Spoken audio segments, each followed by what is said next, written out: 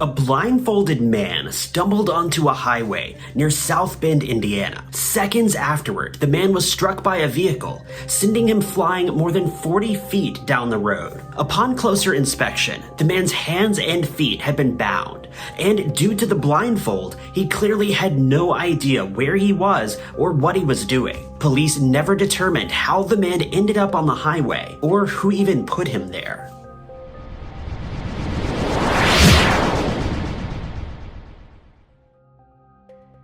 44-year-old Stephen Melky was a factory worker at a local rubber manufacturing plant in Mishawaka, Indiana.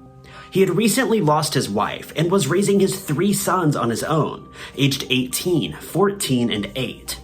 Stephen did the best that he could to provide for his children and was always looking for promotions at work that would help him bring home an even higher salary. Even though his work and home life were going fairly well, Stephen could have never anticipated that he would soon become involved in a missing persons cold case. On the evening of December 21st, Stephen was training for one of these promotions that he'd been anticipating for a long time. He seemed to enjoy his job at the rubber plant, so when the opportunity arose for him to become a foreman at the factory, he jumped on it. He brought home some studying material that he would need to review before being offered the position. According to his 3 sons, he spent the entire evening of December 21st looking over the material. The kids went to bed at around 11 p.m. that night, but Stephen stayed up so he could continue learning everything that he would need to know for his new position. Strangely, at some point later that evening, Stephen left his home for unknown reasons and would never be seen again. His children never heard him leave, nor did he give them any indication that he planned on leaving for any reason that night.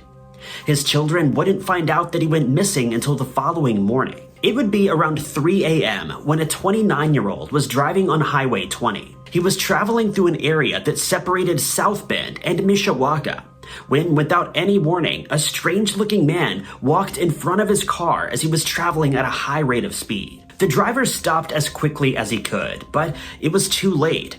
The man had already been struck, and the impact sent him more than 40 feet down the highway. The driver got out of his car and ran to help the man, but when he arrived at the man's side, he realized something truly bizarre and very mysterious. The man had been blindfolded. His legs and hands were bound, and he had surgical tape wrapped around his head, keeping his mouth sealed shut. The driver didn't know what else to do, so he got back into his car and continued driving down the road until he found the nearest payphone. He then called the police and waited at the scene of the crime for them to arrive. When officers arrived, they quickly identified the man as Stephen Melky. On this particular evening, there had been a large amount of snowfall, meaning that the tire tracks and footprints were very apparent when officers were investigating the crime scene. They traced Stephen's footprints to the side of the road and quickly learned that a vehicle had dropped him off on the side of the highway. According to the tracks, both of Stephen's feet had been bound at the time that he was pushed from the car.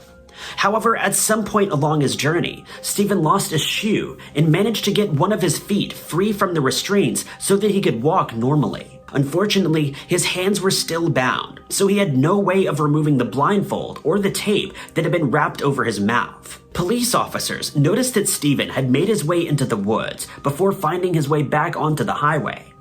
Interestingly, near the edge of the woods, a second pair of footprints were found. This detail confirmed to officers that Stephen had certainly been placed there with malicious intent, and it seemed that whoever dumped him here watched him stumble through the woods for a while before heading back to their vehicle and leaving. A sample of the tire tracks was taken by officers, and police were anxiously awaiting to hear from medical personnel so that they could interview Stephen when he eventually regained consciousness.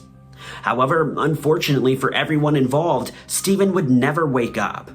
Police were now left with dozens of questions that would remain unanswered. Officers then headed to Stephen's home to see if there were any clues that may help explain what happened that evening. When they knocked on the door of his home, one of his 3 sons answered.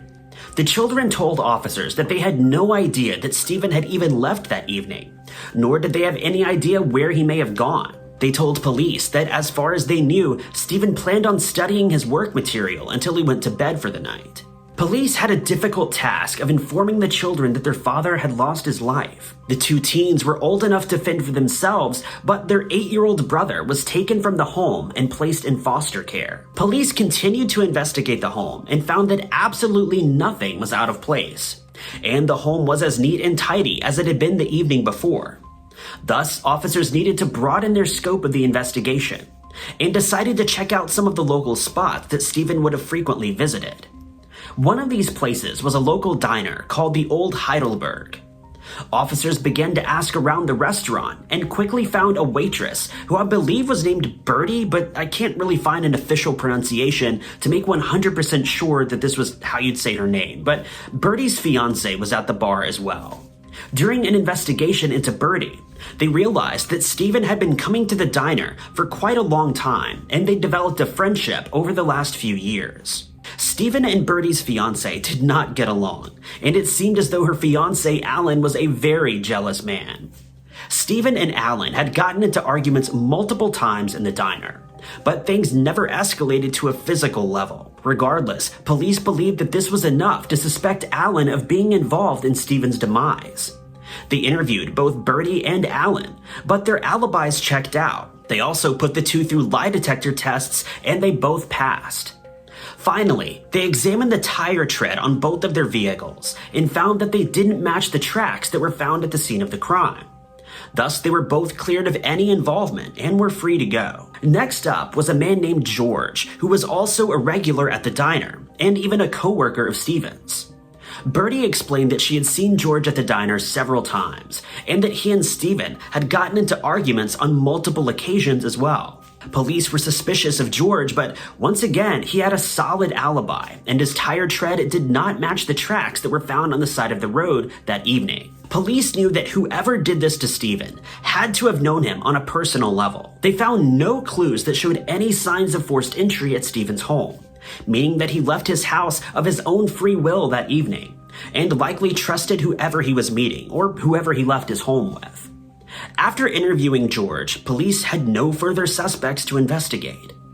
Unfortunately, none of Stephen's children ever found out what happened to their father.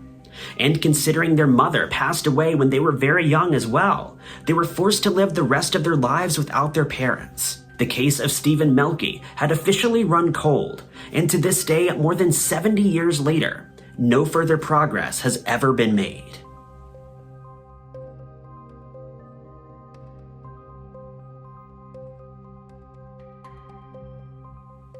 But that's the video for today, you guys. I hope you enjoyed it. If you did, be sure to hit that like button. If you loved it, maybe consider sharing, subscribing, or clicking that blue join button below to really show your support for the channel. But I've been Ty Knox. You guys have been lovely, and I'll catch you in the next video.